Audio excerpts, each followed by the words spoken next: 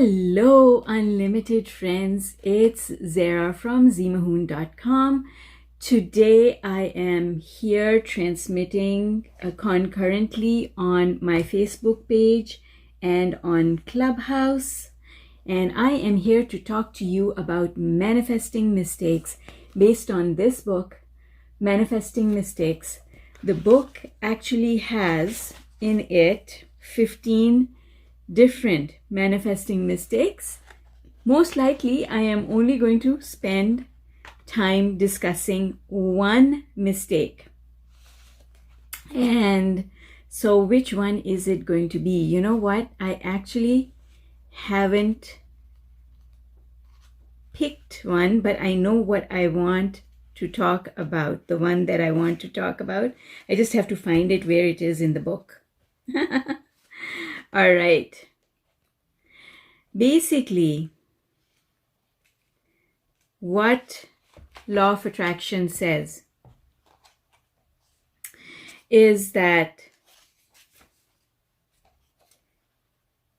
we attract everything that comes into our life.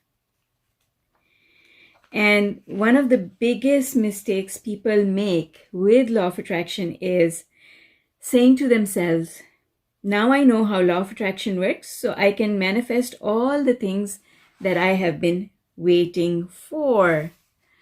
Of course you can, but it's wrong in the sense that law of attraction is not a tool. It's not like a can opener that now you know how the can opener works, so you're going to open all the cans that have been waiting to open. It's not like that. Law of attraction is a lifestyle. It is not a tool. And if you start using it like a tool and you pick the tool up and you apply it to the thing that has been waiting for a very long time, you actually create attachment to the outcome, which is the opposite of what you want, because attachment to the outcome actually pushes the things that you want further away from you. Attachment does not bring things closer to you, it pushes things away. So you can generate enough momentum or acceleration on a subject and drop all your negative beliefs like that, and therefore you can manifest the things that you want right away, almost instantaneously. But when you first learn about law of attraction, you don't know enough to differentiate between what really is a positive thought and a negative thought. And that, not knowing that and starting to use law of attraction is the biggest mistake that you can make. Hi, good afternoon, Mary Ellen. Good to see you here. I don't know who else is here. So post a comment, guys. Say hi so that I know who's visiting with me today. All right. So the main problem is that if you start using law of attraction without actually understanding the difference between a negative thought and a positive thought, you do yourself more damage than anything else can do to you. And I'm going to tell you a little story about this from my own experience. So this is something that I've learned from my own experience, okay? That if you don't understand the difference between a negative thought and a positive thought, hi Sunny, good to see you there. Drop say hi guys so that I know who's visiting with me. Okay. So what happened a very long time ago, seems like a very long time, is that, well, it seems like a very long time ago because this is probably when my son was maybe 5 or 6 years old, around that age. Most definitely not older than 7. And he is 17 now. He's going to be turning 18 soon. So this is like 10 years ago. And I was on the law of attraction journey. I thought I knew law of attraction. I thought I had mastered law of attraction, and I was already coaching other people with respect to law of attraction. I had started writing my blog.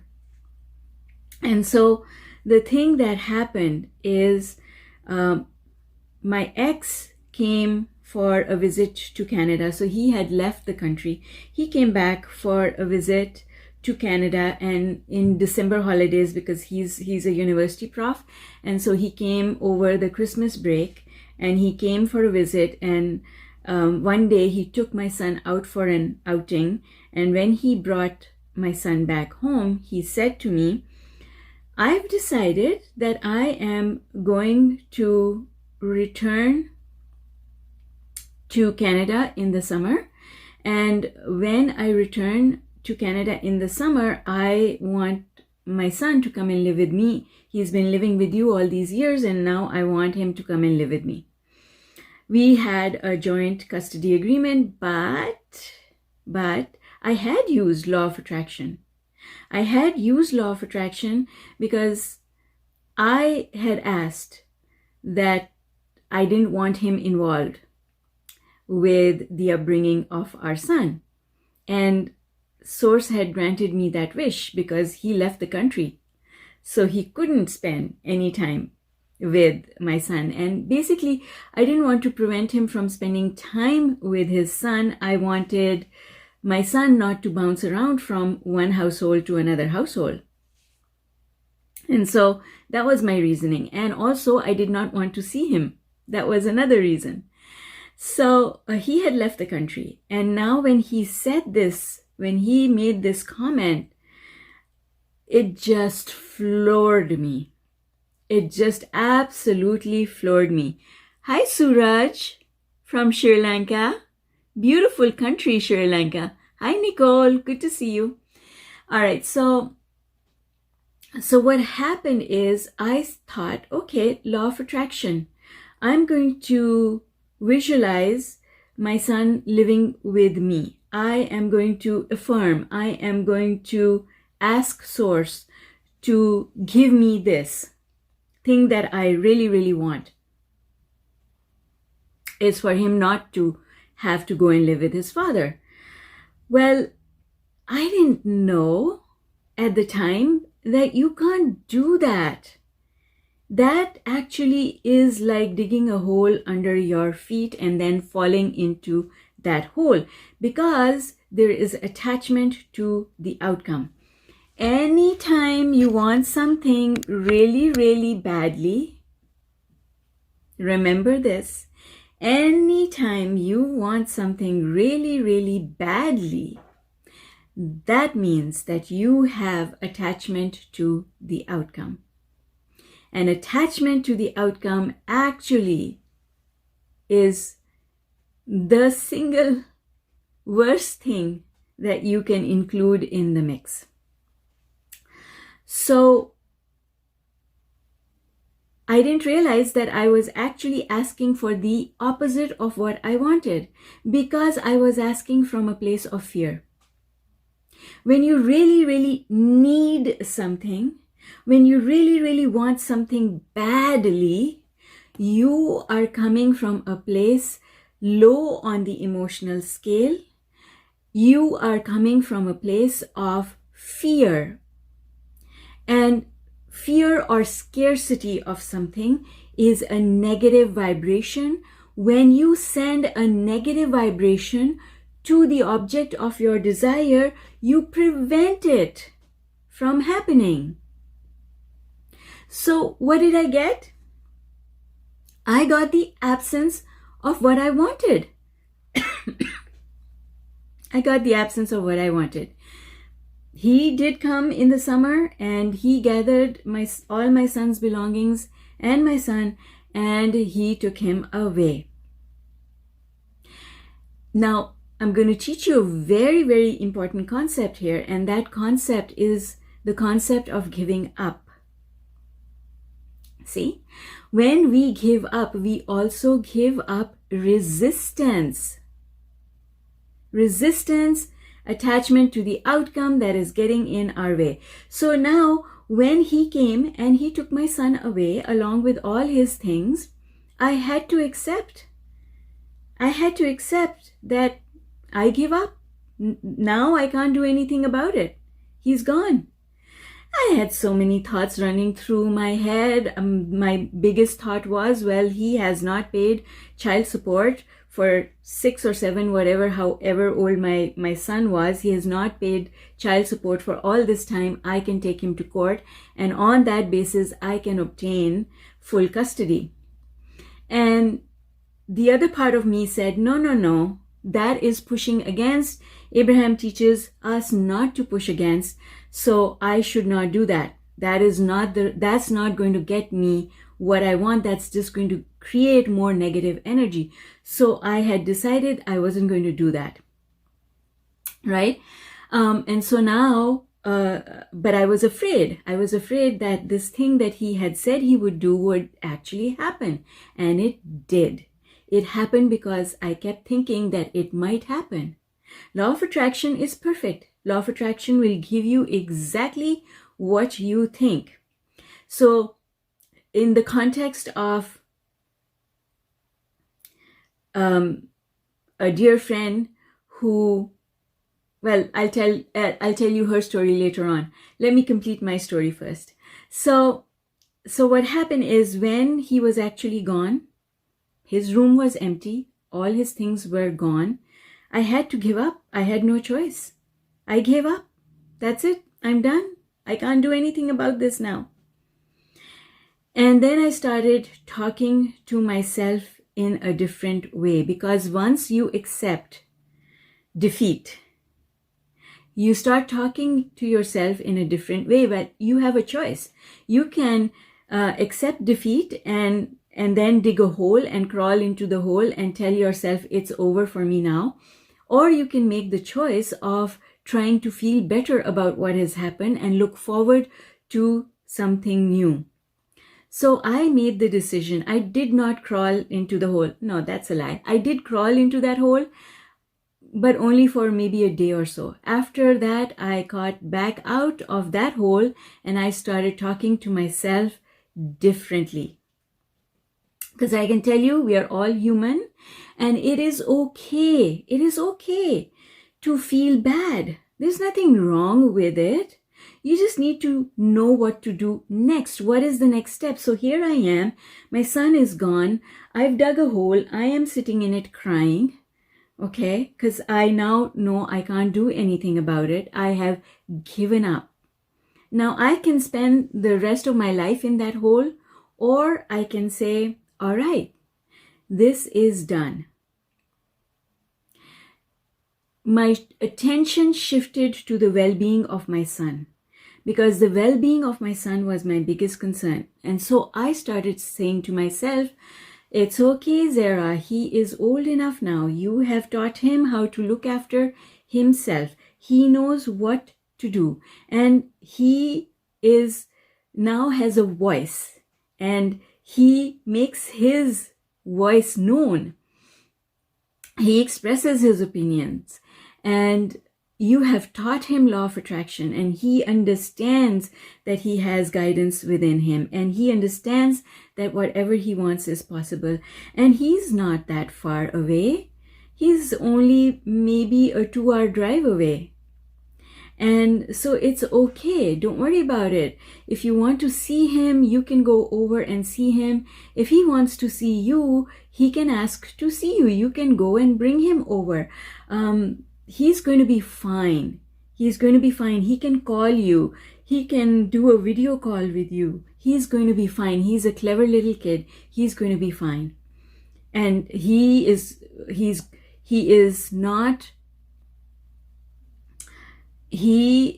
very independent, and he gets what he wants. And I have taught him law of attraction, so I don't need to worry. Source is going to look after him. He's going to be fine. So you see, I changed my self-talk. Now I was not pushing against anything. And so what happened is a few days later, my son called, and we were having a conversation, and he was telling me about all the fun things that he was doing with his father. which of course, living with mom, he didn't have as much fun because mom was working all the time. Dad was on summer holidays, so of course he could have a lot of fun with dad. And so he was telling me about all these things, and then he stopped right in the middle of telling me how much fun he was having, and he said, "You know, Mama, I was telling Daddy that he needs to be more like you." I was like, "What? You said that to Daddy? You actually told him that he should be more like Mama?" Oh my God, that was probably the best gift that my son could have ever given me. I was so thrilled. It was amazing. I chuckled for many days later. To this day, I chuckle when I think about it. And I was like, yes, awesome. Isn't that fantastic? And then I became happy. You see, I went straight up the emotional scale. I said, that is amazing. My son now understands the difference between my guidance or my upbringing and his father's upbringing. And what he was telling me was, Mom, you never worry about, what I do. I jump from the stairs, I jump from the sofa, I do all these crazy things, and you never tell me what to do. But Daddy, he gets scared. He won't let me hold a knife. He won't let me jump up and down. He holds my hand so tight that he crushes it if we are crossing a street. Daddy's worried all the time, and you don't worry that much. And I thought, oh my God, I did something right. And so, you see, my vibration changed. I started telling myself, you know what, this is not so bad. My son is happy. It's time for me to start focusing on all those things that I was putting on hold because I didn't have the time as a single mom to, I always put my children's, activities and things ahead of what I needed to do for myself. I know better now, but at that time I did not. And so I told myself, okay, this is probably an opportunity for me to start doing things for myself. And that's exactly what I did. I started doing, getting together with friends, visiting with people, going out, watching movies, and, my life kind of changed. And I was enjoying all of that. And then one day my ex called and he said, I'm bringing Faris home. And I thought, okay, sure, I'm home, bring him home. And I thought, my son is coming for a visit. And that's fantastic. Awesome. Thank you for bringing him. So they get home to me and the car is piled up with all of my son's belongings, everything that he had taken with him, minus a few things that they forgot, but pretty much everything that they had taken. And so they came back with all of that stuff, and my ex said, here you go. I have a job now, and I found a job in Canada, and so I'm going to be busy and I can't take care of him when I'm working. You know what? I wanted to slap his face. Because what about me? I'm working full-time as well. And I have 2 children that I'm looking after. And you're bringing him home saying, here, you look after him? Nevertheless, I was thrilled to have my son back. Absolutely thrilled. And you know what? I congratulated myself till the cows came home because I didn't have to take him to court. I didn't have to do anything. Sure, I felt bad that, he had put me through something that he couldn't put himself through even for a day. Nevertheless, the bigger picture was my son was back. Law of attraction worked. And it worked because I didn't have attachment to the outcome. I gave up. I gave up, and because I gave up, I also gave up resistance. And this is where I learned a very big lesson. And the lesson I learned is that the biggest manifesting mistake we make is that we spend too much time thinking about, talking about, asking for the things that we want. If we didn't do that, if we got right off the subject, we would have deactivated resistance. And because of that deactivated resistance, the things that we want would have flowed easily into our life without our having to do anything.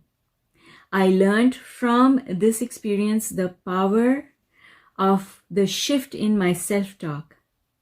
Before my son went away, my self-talk was, oh my God, what if he actually goes away? What will I do and how can I prevent it? And I used to think that every day from January till the day that he was actually taken away. I was thinking that every day. I actually dug a big hole for myself because during that 6-month period or 5-month period, I wasn't able to work at all. I went into a deep depression and I could not work at all. And as a result, my finances started suffering, right? And so that's where another manifesting mistake comes in, is that your attention to one problem affects all the other subjects in your life because your vibration becomes negative, and that negative vibration affects everything. So I came out learning these huge lessons about awareness, being aware where your thoughts are, knowing whether you're actually being negative or positive. Wanting a positive outcome is not the same as being positive about it. I wanted a positive outcome. I wanted my son to stay with me. But I was not thinking positively about it. I was thinking about the fear that he would be taken away. And because my attention was on the fear, I got what I was giving my attention to, even though my intention is very different from attention. You get heart and mind alignment. You get the manifestation that you want when you create heart and mind alignment, when your intention and your attention are in the same place. Thank you, Madiha. That's so sweet of you to say. Love you so much. All right, I don't know who else is here. If you're here watching today, please leave me a comment so that I know who is watching, because unless you post a comment, I can't see you. Face group does not show me who is attending. All right, unless you post a comment, and then I can see your comment and I know you're there. So you see, and then that whole thing. Hi, Wendy, so good to see you. Thank you. There's another story to this. And the other story then is how I fixed my financial situation because of my inattention to work. And I was a commissioned salesperson. If I wasn't working, I wasn't getting paid. It was not a salary. I had to do the work. I had to get the business in order to get paid. So in the 6 months from January to June, I did no business at all. I almost got to the brink of losing my house. And how I fixed all of that is a completely different story that I will share with you another time. But I can tell you that I have made these mistakes and I see other people making these mistakes as well. Over the past 10 years that I have been teaching law of attraction and coaching people through it, I can see, and from my own experience, having made all the mistakes before you, I can see all the mistakes that people make in using law of attraction. Intellectually, law of attraction makes sense. Intellectually, we know that our thoughts are powerful. what we think about comes about. We know that at an intellectual level, but the reason people are not manifesting is because there's a lot more to it. There is a lot more to it. It is really simple after you clean up your act. Law of attraction really is so simple, but you have to get to a stage where it is simple, because in the beginning it is not simple. It is very, very deep, because we have so much that we need to clean up, because we are carrying so much baggage with us. And unless we clean up that baggage, law of attraction is not simple to use. So I am going to urge you, if you feel called to get this book called Manifesting Mistakes. Like I said, when I started, it has the 16 most common mistakes people make. 16? 15. 15 most common mistakes that people make in trying to use law of attraction. And if you are someone who is making one of those mistakes that I just talked about that are in this book, it would be really, really helpful. It would speed you on your journey to be able to remove those obstacles from your way. Every chapter, every mistake in the book is accompanied with an exercise on how to get rid of the mistake that you're making. There is a really in-depth chapter on one of the mistakes that we make, which is procrastination. Hi, Pam. I'm glad you like the book. Yes. So the purpose of law of attraction is to make life easy and predictable. And life can be easy and predictable, provided you are not making any of the mistakes that are in this book. So I'm going to invite you to grab the book. I will post the link, the Amazon link, to go and get your copy. And I'm going to invite you to join me. I am kicking off the next 40-day cycle of the 40-day law of attraction workout to accelerate manifestation with the workbook Unlimited. And that is kicking off. Day 1 is on March 29th. So it is next Monday, March 29th.